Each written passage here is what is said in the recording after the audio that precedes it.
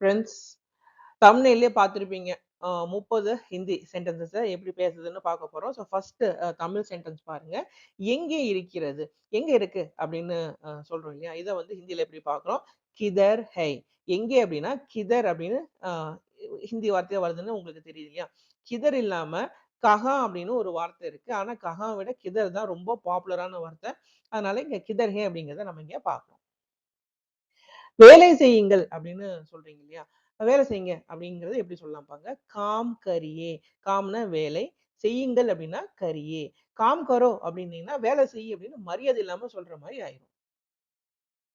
என்ன நடந்தது அப்படின்னு நம்ம கேட்கிறோம் இல்லையா? என்ன ஆச்சு அப்படின்னும் கொலோக்கியலா சொல்லுவோம் இல்லையா? கியா ஹுவா அப்படின்னு சிம்பிளா முடிச்சிடலாம்.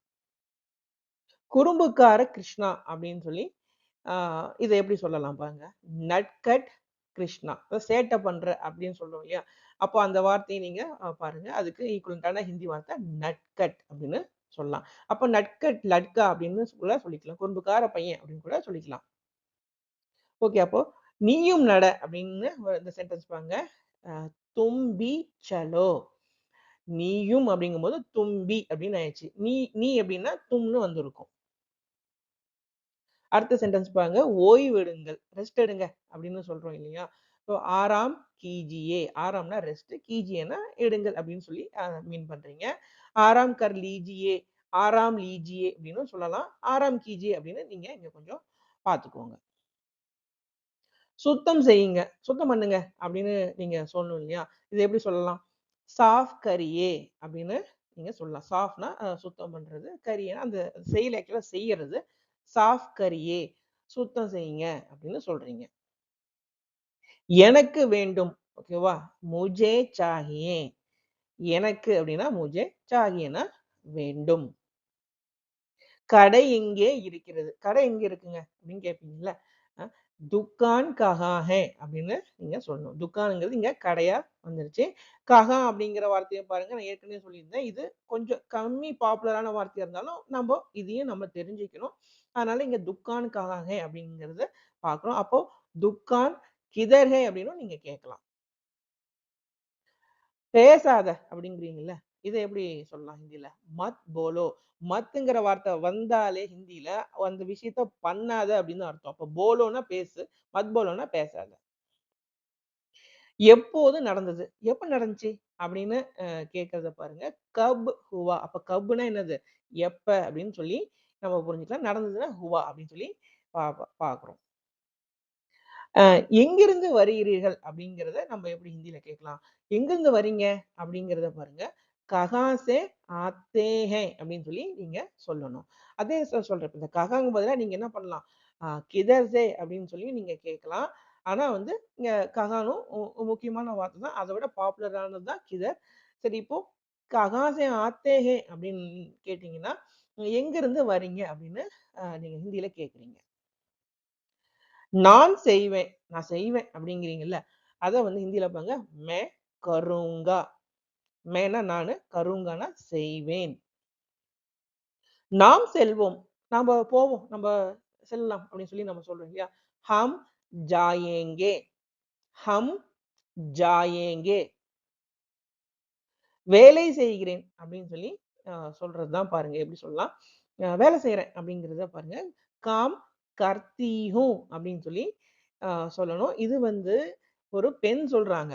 ஓகேவா? ஸோ கர்த்தி அப்படின்னு அந்த வார்த்தை வருது இல்லையா? அத வச்சு கண்டுபிடிச்சிடலாம். இது ஒரு பெண் சொல்றாங்கன்னு. இதே ஒரு ஆண் சொல்றதா இருந்தா எப்படி சொல்லணும்? காம் கர்த்தா ஹூ அப்படின்னு தான் சொல்லணும்.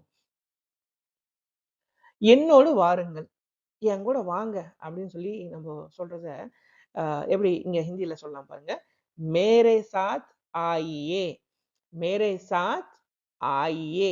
ஆவோ அப்படின்ட்டீங்கன்னா, மரியாதை இல்லாம வா அப்படின்னு சொல்லி சொல்ற மாரி ஆயிடுச்சு. அதனால மேரே சாத் ஆயியேன்னு தான் சொல்லணும். எப்படி நடந்தது? அப்படின்னு சொல்லி நீங்க கேட்கிறீங்க. எப்படி நடந்துச்சு? அப்படின்னு சொல்லி கேட்கறதுக்கு பாருங்க ஹிந்தி சென்டென்ஸ். கைசே ஹுவா. கைசே அப்படின்னாலே எப்படி அப்படின்னு அர்த்தமா வருது. ஹுவான்னா நடந்துச்சு. நடந்து முடிஞ்சிருச்சு. ஓகேவா? சில சமயம் அட் டைம்ஸ் அப்பப்போ அப்படின்னு சொல்லுவீங்கல்ல. கபி கபி அப்படின்னு சொல்லிட்டீங்கன்னா, அதான் சில சமயம். எப்படி எழுதுவது? எப்படி எழுதுறதுங்க? அப்படின்னு சொல்லி கேட்போம்ல. கைசே லிக்னா. கொஞ்ச நேரம் முன்னாடி தான் பார்த்தோம். எப்படினாலே அது ஈக்குவலன்ட்டான ஹிந்தி வார்த்தை என்னது? கைசே. லிக்னானா எழுதுவது. அதுதான் நீங்க இங்க சொல்றீங்க. மன்னியுங்கள், மன்னிச்சிருங்க. மாஃப் கீஜியே, மாஃப் கீஜியே, மன்னித்து விடுங்கள் அப்படின்னு கேட்கிறீங்க. விளையாடாதே, மத் கேலோ.